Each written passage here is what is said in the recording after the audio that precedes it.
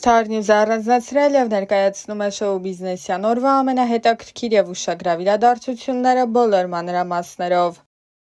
Դեռ նախորդ տարի հայտնի դարձավ, որ դերասան Մովսես Երեմյանն ու կինը Աննա Սիմոնյանը բաժանվել են։ Չնայած դրան Մովսեսն ու Աննան կարծես թե կարողացել են պահպանել ջերմ հարաբերություններ, քանի որ չէին դադարել հետևել միմյանց սոցիալական հարթակներում, ինչպես նաև բաժանումից հետո ներկայացել էին համատեղ նախագծով, որտեղ սիրահար զույգի էին մարմնավորում։ Զույգը նաև համատեղ մեծացնում է իրենց որդուն՝ Անրիին, զբաղվելով նրա դաստիարակությամբ։ Տևական ժամանակ սոցիալական հարթակներում պասիվություն պահպանելուց հետո Մովսես Երեմյանը կրկին ակտիվացել է, շարունակում է նոր հրապարակումներով հանդես գալ։ Մովսեսի ինստագրամյան նոր սթորին էլ խոսակցությունների առիթ է հանդիսացել։ Բանն այն է, որ Մովսեսը լուսանկար էր հրապարակել, որտեղ երևում էր աղջիկ, սակայն դերասանը խուսափել էր ամբողջությամբ ցույց տալ նրա դեմքը։ Համացանցի մի շարք օգտատերեր շտապել էին եզրակացնել, որ գուցե Մովսեսը նոր հարաբերությունների մեջ է և ակնարկում է այդ մասին։ Կային նաև կարծիքներ, որ լուսանկարում Աննա Սիմոնյանն է և զույգը վերջապես վերամիավորվել է։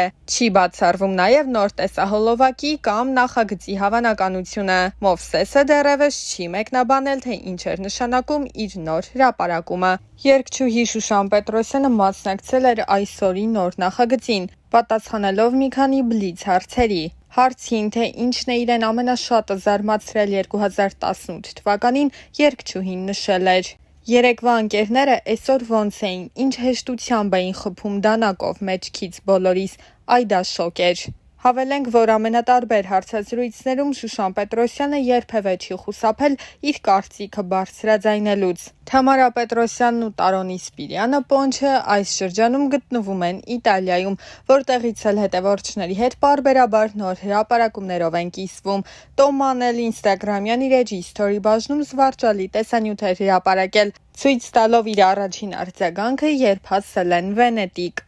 Լիբանանում ծեծի է ենթարկվել արվեստագետ Ռաֆի Թութուկյանը։ Հայ արվեստագետի վրա հարձակմանը նախորդել է վեճը։ Երկու զինվածներ, որոնցից մեկի հետ վիճաբանել է Ռաֆին, մոտեցել և անխնա ծեծել են նրան։ Հանցագործների հեռանալուց հետո Ռաֆին տեղափոխվել է հիվանդանոց։ Նշվում է, որ նրա կյանքին վտանգ չի սպառնում։ Երգիչ Անդրեի շուրջ ստեղծված իրավիճակը այս պահին համացանցի թիվ 1 քննարկման առարկան է դարձել, ու այս քննարկումների ֆոնին տարածվում է մի հարցազրույց, որը երգիչը տվել է դեռ տարիներ առաջ։ Այն ներկայացնում ենք ձեր ուշադրությանը։ Իմ փոխարեն շատ բաներ են որոշում, արդեն սովոր եմ այդ ամեն ինչին ու վաղուց կարելի է ասել արդեն 20 տարուց ավել։ Եթե այդպես են որոշել, որ ես ամուսնացել եմ ու այդպես են մտածում, թող այդպես լինի։ Ես որևէ մեկնաբանություն չեմ ուզում տալ այդ ամենի շուրջ, որովհետև կարծում եմ այդ հարցերի պատասխանը տրվեց քեզ տերեմ տեսահոլովակում։ Բայց դրանից հետո էլ շարունակվեցին շնորհավորանքներ, երևի միշտ էլ հետաքրքիր է մարդու անձնականը, բայց ես կցանկանայի, որ իմ արվեստը ավելի շատ հետաքրքրեր մարդկանց։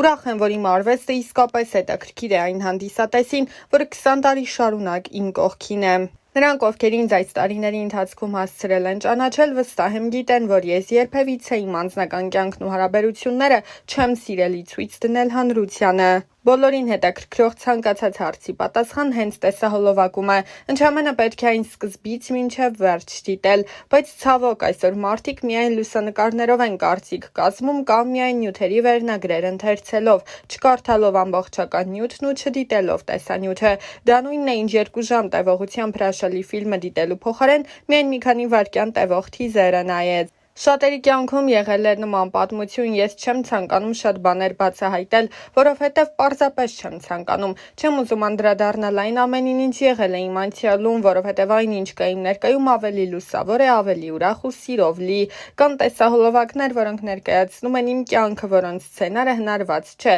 բայց չեմ ասի, որոնք են դրանք։ Երբ հանրային մարդ ես, ուզած թե չուզած, անձնական կյանքդ հետաքրքիր է բոլորին։ Ինչու տրամաբանական ավարտ չունեցան, պատճառները շատ էին։ Հիասթափություններ, միմյանց չհասկանալ, դավաճանություններ։ Գիտես, ես առհասարակ ընկերություն անելուց երբեք եւ երբևիցե չեմ մտածել, որ դա պարտադիր պետք է տրամաբանական շարունակություն ունենա վերածվի ամուսնության։ Ամուսնությունը շատ լուրջ որոշում է։ Կարծում եմ, դա ավելի շատ որոշում է, քան զգացմունք։ Երևի միշտ երկկողմանի պատրաստ չեն եղել այդ ամենին։ Այո, իմ սիրտն էլ են շատ կոտրել, բայց ավելի ճիշտ կլինի ասել այն ոչ թե կոտրված է եղել, այլ հիասթափված։ Եղել է շրջան, որ դադարել էի հավատալ անկեղծ սիրուն, թեև շատ գեղեցիկ երգեր էի երգում սիրո մասին, բայց ինքս չէի հավատում սիրուն։ Բայց իհարկե, եթե մի բան մեկ անգամ չի ստացվում, չի նշանակում, որ պետք է դադարել հավատալ։ Այսօր կարծես թե հատկապես անձնական կյանքում բոլորն ավելի էգոիստ են դարձել, ավելի շատ իրենք իրենց մասին են մտածում։ Ես կարծում եմ, եթե անձնական կյանքի մասին է խոսքը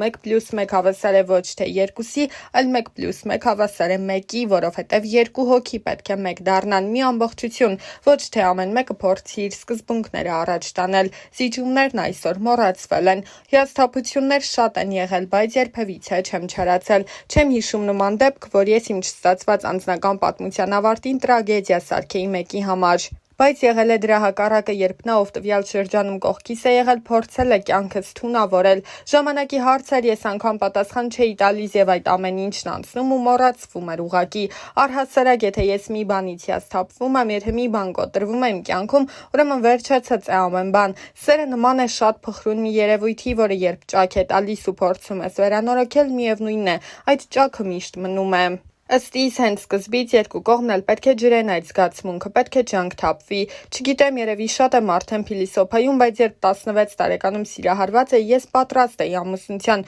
Ուղղակի տարիքից ելնելով շատ խոչընդոտներ եղան, բայց կյանքում ունեցել եմ նման սեր, որը բոլոր սերերից ամենամեծն է եղել։ Սղճում եմ միայն նրա համար, որ ես այսօր կարող էի ունենալ 21 տարեկան որդի, բայց փաստը մնում է փաստ, որ ես կորցրի նրան։ Միայն դա է, որ ինքս ինձ չեմ ներում, այդ կորուստը ինձ համար ծանր է մինչև այսօր։ Չեմ ուզում ծավալվել ու այդ ամեն ինչը վերհիշել։ 1998 թվականներ, ինձ ցավ է պատճառում այդ հիշողությունը, ինձ ցավ է պատճառում, որ նա այսօր չկա։ Ուղղակի չեմ ուզում շարունակել այս թեմայով խոսել, բայց այն միտքը, որ նա կարող էր լինել իմ կյանքում, բայց չկա, իհարկե սղճում եմ շատ։ Այն ժամանակ երկուսս էլ ունեինք մեր կյանքը, մեր նպատակները։ Չեմ ուզում ասել, որ ամեն ինչ փուչ էր, բայց ամեն դեպքում ես իմ ներսում այդ պակասը զգում եմ, նշել էր Անդրեն։ Հիշեցնենք, որ ավելի վաղ Անի Օհանյանը գրել էր. Իմ ճանապարհը լի էր վախերով ու պայքարով։ Ես սիրում էի այն մարդուն, ով հմայեց ինձ, բայց ջենթլմենի գեղեցիկ դիմակի հետևում սարսափելին էր թաքնված։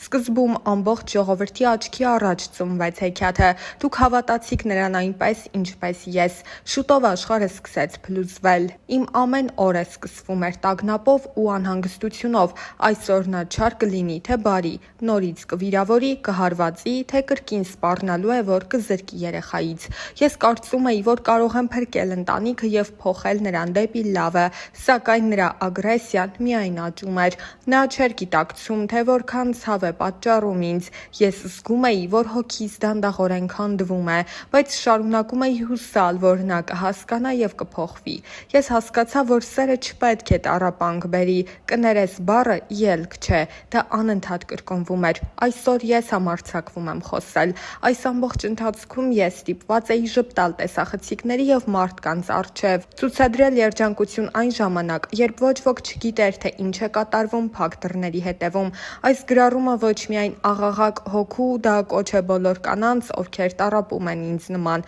աղջիկներ, կանայք, մայրեր, դուք արժանի եք սիրո, որը բերում է լույս եւ ոչ թե խավար, նշել էր նա։